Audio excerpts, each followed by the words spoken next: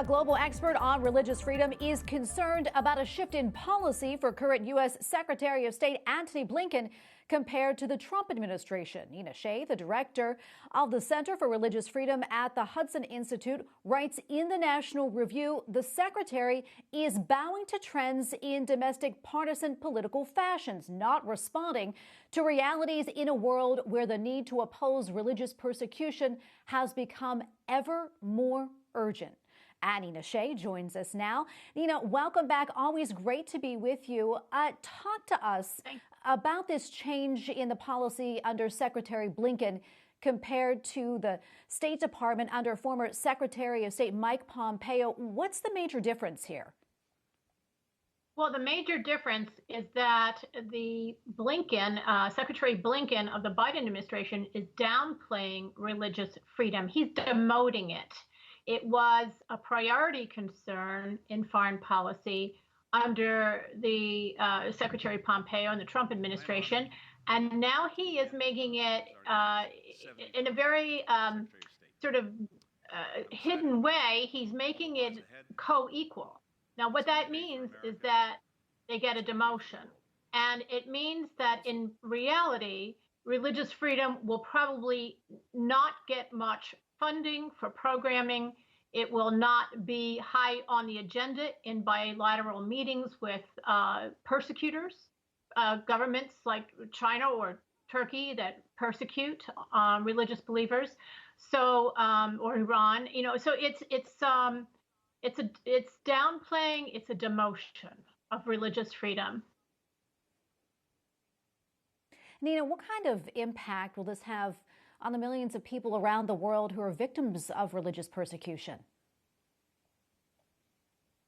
Well, I think that they will experience emboldened tyrants who hear the words that, reading between the lines, hearing the words that he is, what Secretary Blinken said is that he's repudiating the views of the prior administration on human rights. Those views being religious freedom, because he pointed to a commission that focused to some extent on religious freedom and how it should be a primacy for American values and traditions and history and law. So plus international obligations. It's actually in the Universal Declaration for Human Rights, which we adhere to. So the tyrants will hear this, the persecutors will hear this, they will feel emboldened, and the people will suffer. The religious minorities around the world, whether it's in northern Nigeria or in China, throughout China, or in the Middle East, will be deprived of needed projects and programming and support and American support. There's no one that speaks up for them. There's no country that speaks up for them. These are minorities, these Christians and Yazidis and Uyghur Muslims, Rohingya Muslims. They live in countries where they are minorities, and they don't have anyone on the world stage that really speaks up for them, except the United States. So it's going to be devastating for them. Yeah. I think we'll see.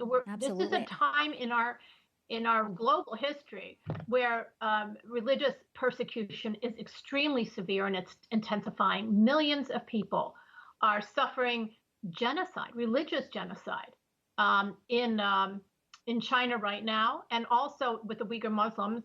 But also, we just had a designation of genocide a few years ago for the ISIS genocide of Christians and Yazidis in Nineveh, Iraq, which you've talked about on this program many times. So it's a very common, unfortunately common pattern we're seeing. It's one of the worst human rights violations in terms of demographics in the world today is religious persecution. Yeah, it's very, very concerning. We have about a minute left, Nina, but I do want to talk to you about this. I know you wrote about Secretary Blinken's intent to treat international religious freedom as co-equal. You sort of mentioned that too before, to things like so-called abortion rights and also LGBTQ policies. What's the danger there? Talk about that and the impact of this change. Well, I think what he's signaling is that he is going to put them on, he's going to elevate those issues